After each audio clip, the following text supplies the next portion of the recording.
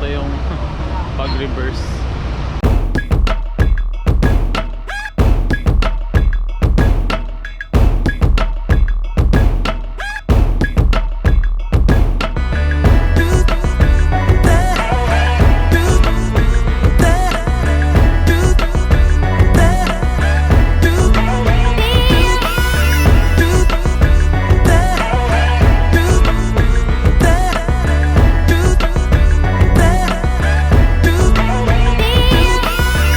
Okay, so biyahe na tayo pabalik ng Cavite. Bali, dadaanan ko lang yung isang tropa na kasama natin.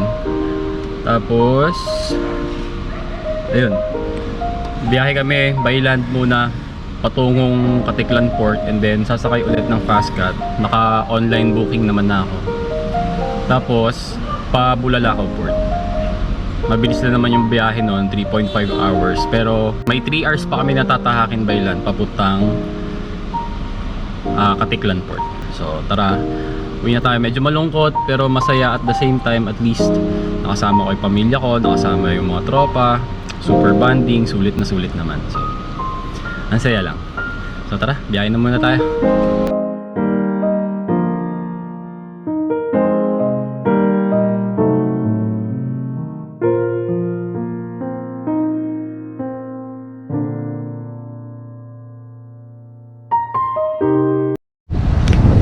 So, andito na kami sa Katiklan Port. Bali, papakita na lang natin yung booking natin, tapos yung ORCR, tapos magbabayad na lang para dun sa mga pasahero. Okay. Pag nakabayad na, Coast Guard. Pa-clearance. Okay. So, ito yung mga rates. Yan, so, ito yung sa Fastcat. Tapos meron din ditong Orange, tsaka Montenegro. Naman yung rates ng Orange, tapos sa Montenegro. Post nyo na lang kung sakaling gusto nyo balikan. Pero kami kasi naka-online booking na sa Fastcat, so babayad na lang si Jackson para dun sa dalawa, tsaka sa kanya. Ano pa kailangan, sir? Terminal fee, sir? Terminal fee ba? Saan na po? Sir, 50 lang po yan. 50 kada isang tao? Yes, sir. Terminal fee. Bayad muna tayo ng terminal fee.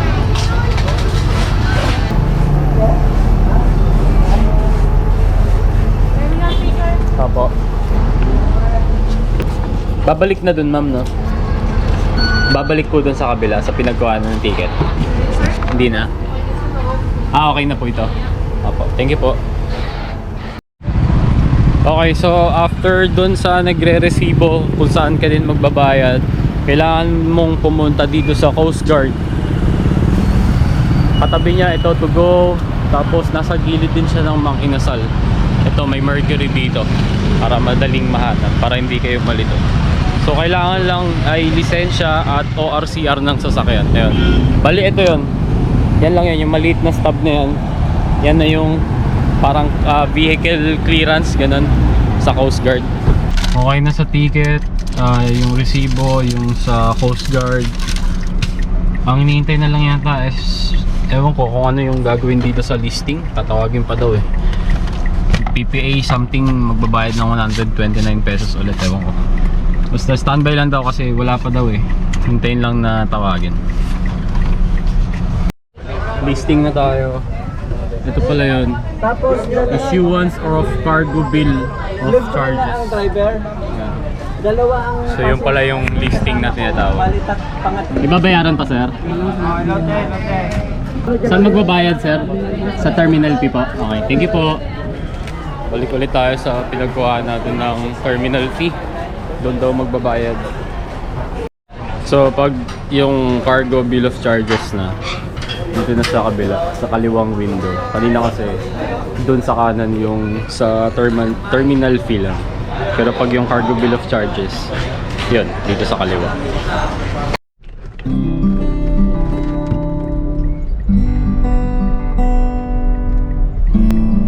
Pero wala pa yung ano, wala pa yung barko, wala pa yung Roro, no? Papark lang muna, sir. Ano number po, sir? Fastcat po. Basket po. Sa likod na lang po, sir. Sa Pa-park lang muna. Oo, thank you. Parating ko lang po yung barko, sir. Opo.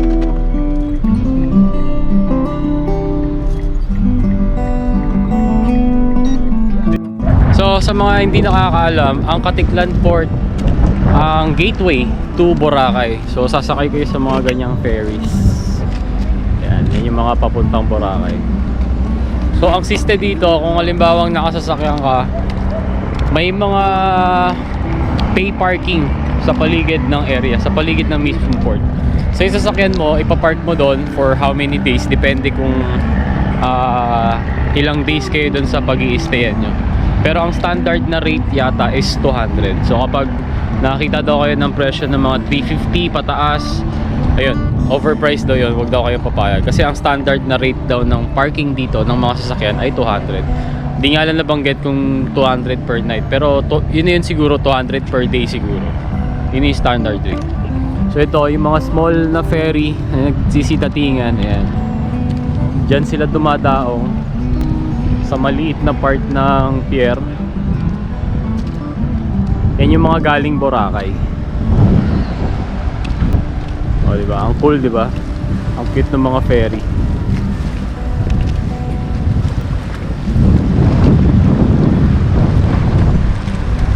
So naghihintay na lang kami kasi yung yung fast cut na Roro hindi pa pala dumarating. Malamang sa malamang delay na rin talaga. Kasi dapat alas 3 yung biyahe. Eh kaso anong oras na wala pa? Mag-alas 3 na wala pa. So okay lang, at least hindi na namin mararanasan yung naranasan namin nung papunta pa lang kami.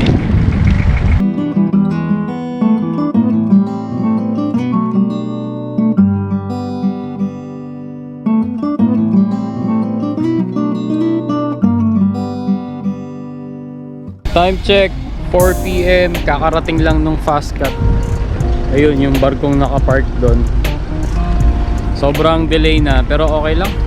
At least hindi pa rin namin may experience yung halos hindi kami nakasakay noong una. Mas marami talaga yung pumupunta ng probinsya compared sa umuwi ng Manila or Luzon.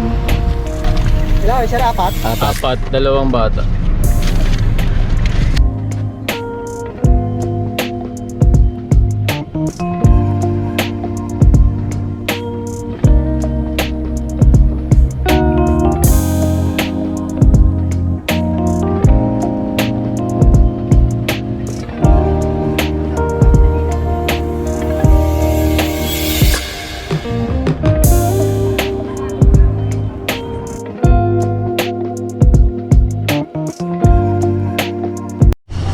So time check for 5:25, so mga 5:30 alis. Ang biyahe 3.5 hours. So mga 8 kami makakarating ng Bulalakaw Port. And then another 3 hours by land papuntang Calapan Port naman. So mga 11 PM ang dating namin sa Calapan Port.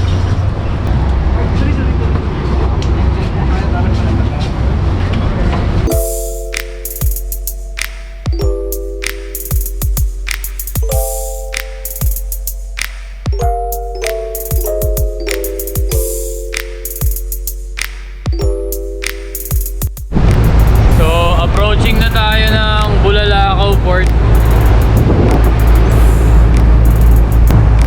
Kung mapapansin nyo, ang daming pambakante ngayon. Maluwag, hindi katulad nung papunta kami, sobrang sikip.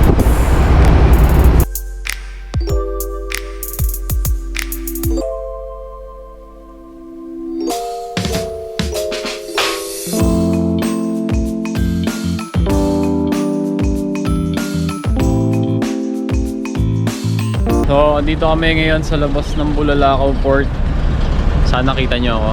Kakain na muna kami kasi yung tatahakin namin ay 3 hours and 30 minutes.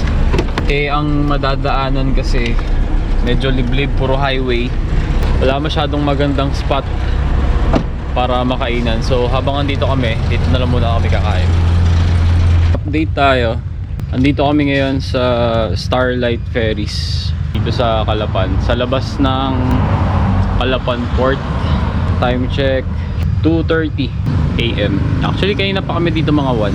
Ang gagawin kasi magpapabook ka muna sa mga booking station katulad nito. Tapos hihintayin mo ulit, babalikan mo. In our case, 3 AM babalikan. Tapos hindi ko sure kung paano ang process, kung confirmed na ba yun o ano, malalaman mamaya. In an unfortunate turnout of events, kanina nung kumakain kami, ginamit kong pang flashlight yung cellphone ko na main. Pinatong ko sa itaas ng sasakyan. Dito ko pinatong kasi kumakain kami dito kanina. Nakalimutan kong kunin, sinara ko yung pinto. Nangyari ito, nadurog siya. So kanina pa ako nag-i-spend ng time para ma-download lahat ng mga kailangan kong apps sa second phone ko. Actually may second phone kasi ako na pang Shopee ba. Pero andito talaga lahat ng mga ginagamit ko. Yung Facebook, yung para dun sa FB page ng shop. Na-recover ko naman yung FB account ko. Kasi naka 2-factor authenticator yun. Na-recover ko naman siya. Kasi syempre, para safety, iwas hack, ganun. Buti na lang. Pero yung phone ko na pinaka ginagamit ko pang business and sa personal account, yan. Wasak na wasak. Naipit dun sa pinto. Ayoko na lang pa-stress, pero wala eh. Ganun talaga. Minsan, umiiral yung katangahan. Ayan na natin. Hintay lang kami 3 AM tapos pasok ulit kami doon sa booking station kung ano man. 1369. Pangalan, sir? Enrico Balisno Jr.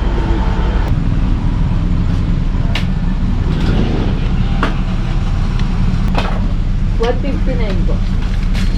Bali yung sa akin dito ma'am, yung 129 lang no, sa driver tsaka sa sasakyan. Kasi hiwalay yung kanila babayaran nila yun. Hindi, 129 sa akin eh. 30 lang ang nadagdag. Ayun. Okay, so medyo napaganda ulit yung sitwasyon. Dalawa kasi yung pinagpa-bookingan namin. Yun nga yung Starlight Ferry, sabi ko kanina.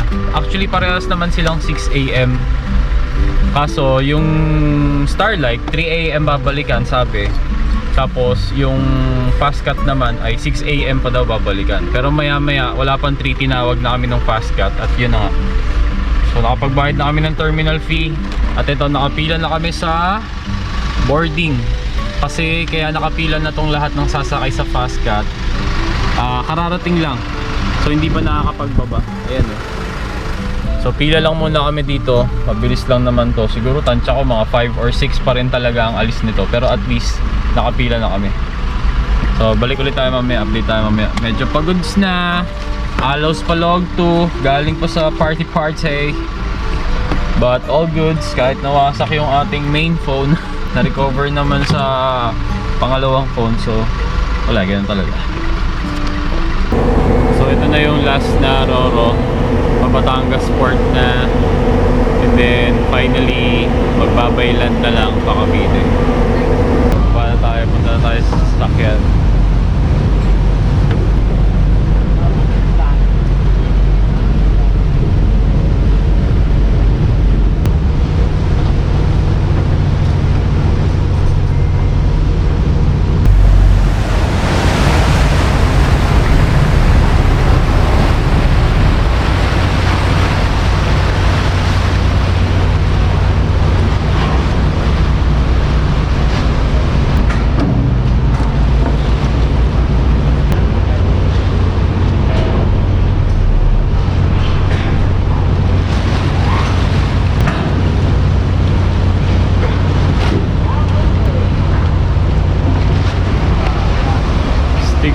Saktong-sakto yung pag-reverse. Yo, nandito si Sandy. Wala na tayo. So, let's go.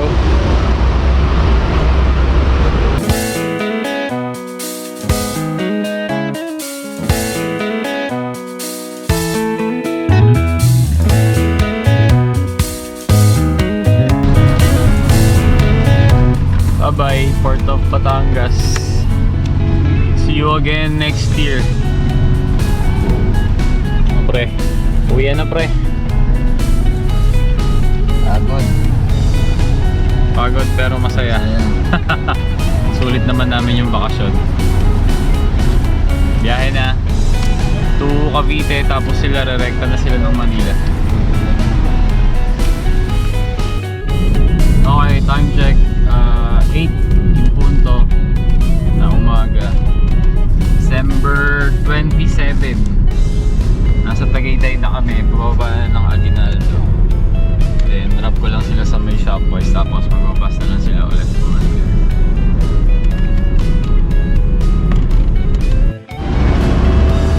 Touchdown, Imus. Shopwise. Bababa lang sila ng gamit. Tapos sakay na rin sila ng bus dito na rin. Inyo to? Oo. Ay,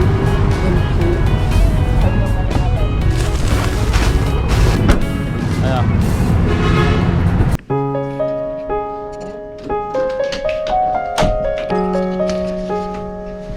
Nandi, Baba, okay.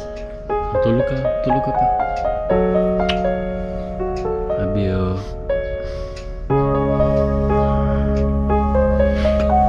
Tulog pa.